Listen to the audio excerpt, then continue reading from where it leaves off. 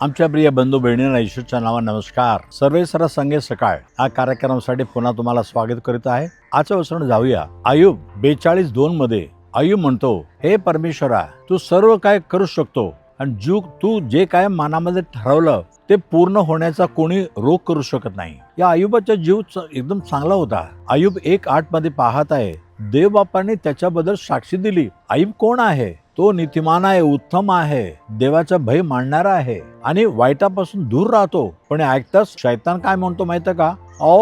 आयुब काय नुकताच तुझ्या सेवा करतो का, तुझ्या भय मानतो का? त्याला तो पुष्कळ आशीर्वाद दिला. आयुब 1:10 मध्ये शैतान म्हणतो, तुम्ही आयुबाला, त्याच्या घराला, त्याच्या संपूर्ण संपत्तीला तो भाडा घातलेला आहे, त्याची रक्षा करीत आहे, त्याच्या आताच्या कामाला आशीर्वाद दिलेला आहे, त्याची संपत्ती पूर्ण देशभर भरलेली आहे. का तुझ्या आराधना करणार? तुझ्या हात पुढे करून त्याच्या संपत्ती सगळं काढून टाक, बघूया तो तुझ्या आराधना करतो का. देवाने म्हटलं, जा शैतान, काय पण कर. शैताने काय केलं? आयुबाच्या 10 मुलांना मारून टाकलं आणि त्याची सर्व संपत्ती लुटून गेले. आणि परत देवबापा म्हणतो आयुब 2:3 मध्ये, अरे आयुबाबद्दल तू असं वाईट काय केलं?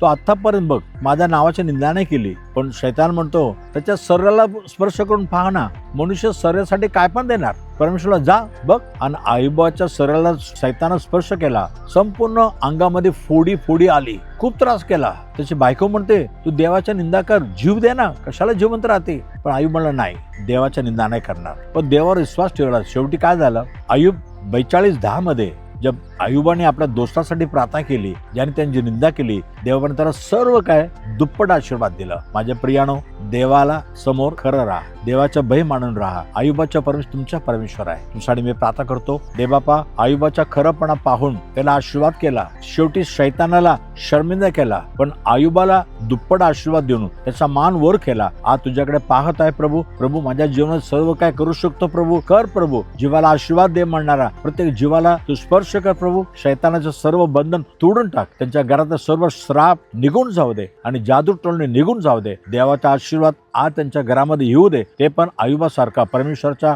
भय मानून राहायला त्यांना मदत कर. येशूच्या नावाने मागितो म्हणा एक प्रभू राजा. आमेन आणि आमेन. God bless you. उद्या सकाळी पुन्हा भेटूया. आमेन.